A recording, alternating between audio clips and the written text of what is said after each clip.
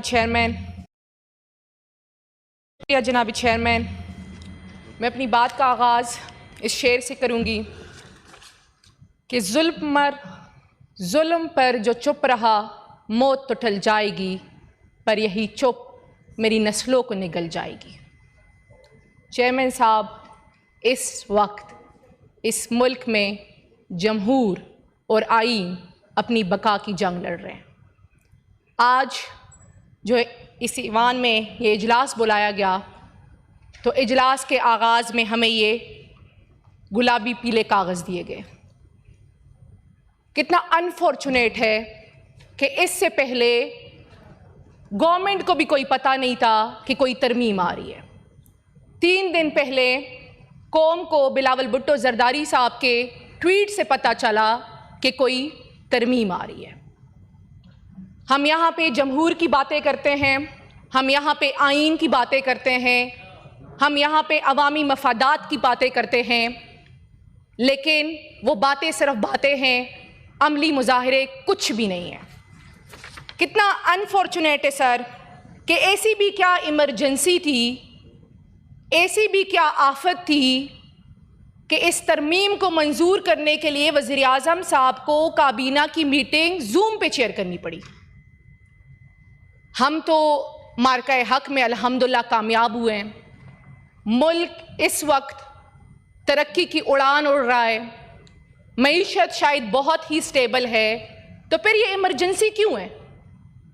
ऐसी क्या इमरजेंसी है कि वज़ीर आज़म साहब को जूम पे मीटिंग चेयर करनी पड़ी और उन्होंने सिर्फ खबर जारी की कि जी 27वीं तरमीम मंजूर हो गई है। उससे पहले किसी के पास भी इस तरमीम का मुसविदा नहीं था।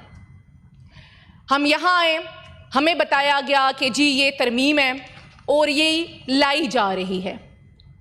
यहाँ पे शरी रहमान साहिबा से मैंने जमहूर की बालादस्ती की बहुत बातें सुनी, सुनने में अच्छी भी लगी सर, लेकिन काश उन पे अमली मुजाहिरा होता। इस वक्त चूंकि हम किसी भी स्टैंडिंग कमेटी का हिस्सा नहीं है और ना हम बनेंगे, वजह एक ही है सर, हम इस ईवान पे इमरान खान के नाम और उनकी वोट की वजह से है, और हमारे लीडर का ये हुक्म है कि हम किसी भी ऐसी स्टैंडिंग कमेटी का हिस्सा नहीं बनेंगे जो इस इर्रेगुलर सिस्टम को लेजिटिमाइज कर रहा है।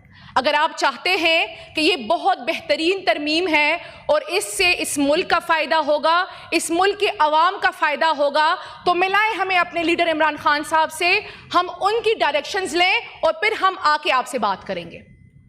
आपने बात की कि जी कॉन्स्टिट्यूशनल कोर्ट्स, मैंने जब इस गो थ्रू किया इस पूरे मुसविदे को, तो पता चला कि जी कॉन्स्टिट्यूशनल कोर्ट्स आ रहे हैं। पहली बात तो ये है कि जो आपने पिछले साल 26वीं तरमीम की थी, क्या वो फेल हो गई है? क्या उसके बाद अदालतें अपना काम नहीं कर रही है? क्या उसके बाद आईन की बालादस्ती नहीं हो रही है? क्या उसके बाद कानून की बालादस्ती नहीं हो रही है? बात साफ है चेयरमैन साहब, तरामीम एक बहाना है, निशाना सिर्फ और सिर्फ इमरान खान है। अगर आपकी 26वीं तरमीम बहुत शानदार थी, अगर आपकी 26वीं तरमीम के बाद अदालतें सुरखरू हुई है, तो फिर कॉन्स्टिट्यूशनल कोर्ट्स की क्या ज़रूरत है? आप इस मुल्क के साथ क्यों बार बार एडवेंचर्स कर रहे हैं? क्या तरमीम पर तरमीम लाने के बाद हम इस मुल्क का फ़ायदा कर रहे हैं? क्या हम इस मुल्क के अवाम का कोई फ़ायदा कर रहे हैं? यहाँ पे बात हो रही थी NFC की। उन्होंने कहा कि NFC अवार्ड पर पीपल्स पार्टी खड़ी हुई है। चेयरमैन साहब, कितना अनफॉर्चुनेट है कि पीपल्स पार्टी जुल्फ़िकार अली भुट्टो साहब के लहू पे जो आइन की बका हुई, आज उस आइन को टुकड़े टुकड़े करने में, आज उस आइन को मोल्ड करने में पीपल्स पार्टी अपना किरदार अदा कर रही है। कितना अनफॉर्चुनेट है। हम तो इस खुशफहमी में थे कि जो पीपल्स पार्टी जो कहती है कि हमने ही ये आइन बनाया है और हम ही उसके मुहाफिज हैं, हम तो इस खुशफहमी में थे कि जब ऐसी कोई तरामीम लाई जाएगी तो पीपल्स पार्टी फ्रंट लाइन पे होकर उसको अपोज करेगी। लेकिन पीपल्स पार्टी उन तरामीम को लाने उनको इम्प्लीमेंट करने और उनको लेजिटिमाइज करने में अपना हिस्सा अदा कर रही है। चेयरमैन साहब, कितना अनफॉर्चुनेट है कि यहाँ पे अवामी मफादात की कोई बात ही नहीं हो रही। जिस सूबे से मेरा ताल्लुक़ है वहाँ लॉ एंड ऑर्डर की एक्सट्रीम बैड सिचुएशन है इस टाइम।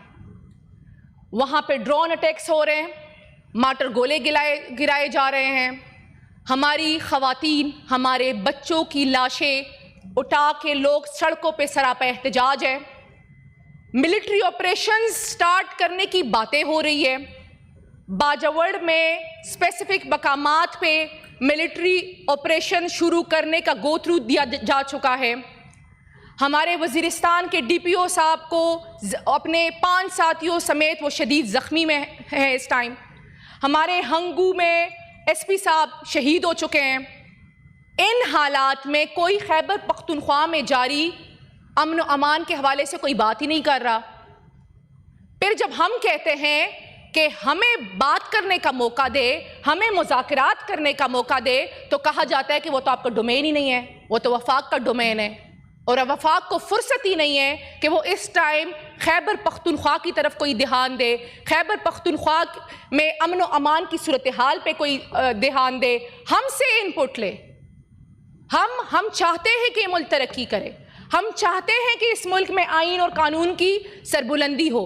आप एक तरफ से हमें साइडलाइन कर रहे हैं, दूसरी तरफ से आप हमें कह रहे हैं कि हम इस इलेजिटिमेट सिस्टम का हिस्सा बने, हम आपकी चीज़ें लेजिटिमाइज करें। चेयरमैन साहब, ये तो नहीं हो सकता, ये बिल्कुल भी नहीं हो सकता कि हमें रातों रात कोई तरमीम आएगी और सुबह हमें कहा जाएगा कि आप इसको मंजूर कराएं।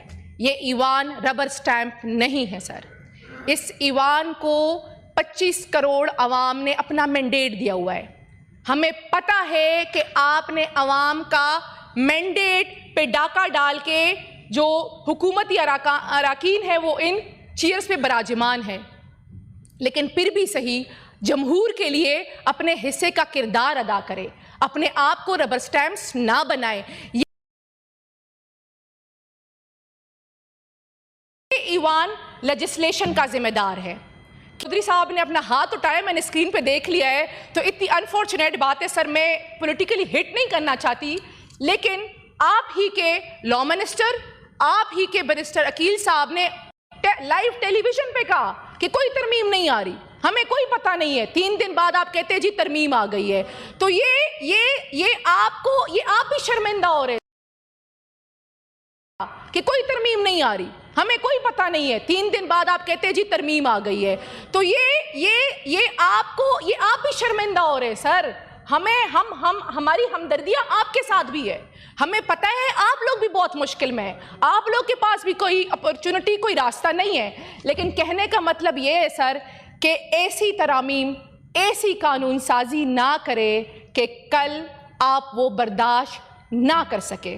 हमने तो सर बहुत बर्दाश्त कर लिया है, हम आगे भी बर्दाश्त कर लेंगे, लेकिन खुदारा आप अपने आप पे रहम करें। एक दूसरी बात हुई, शरी रहमान साहिबा ने कहा कि हमने इलेक्शन बाइकॉट किया था, लेकिन हमने कभी कमेटियां नहीं बाइकॉट की, हमने जमहूर को कभी बाइकॉट नहीं किया। जमहूर का तसलसल होना चाहिए, हम भी कहते हैं सर जमहूर का तसलसल होना चाहिए, लेकिन क्या आप हमें बताएंगे कि आपकी पार्टी की शहीद बेनज़ीर साहिबा, इस टाइम के sitting president of Pakistan Asif Ali Zardari साहब जब जेल में थे तो क्या उनको आइसोलेट किया गया था? क्या उनसे लोग मिलने नहीं जाते थे? क्या बेनज़ीर साहिबा और आसिफ जरदारी साहब की जेल में मुलाकातें नहीं होती थी? होती थी, सारा कुछ होता था। लेकिन हमारे लीडर इमरान खान साहब और उनकी अहलिया के साथ जो हो रहा है 76 ईयर्स ऑफ हिस्ट्री में, ये कभी भी नहीं हुआ।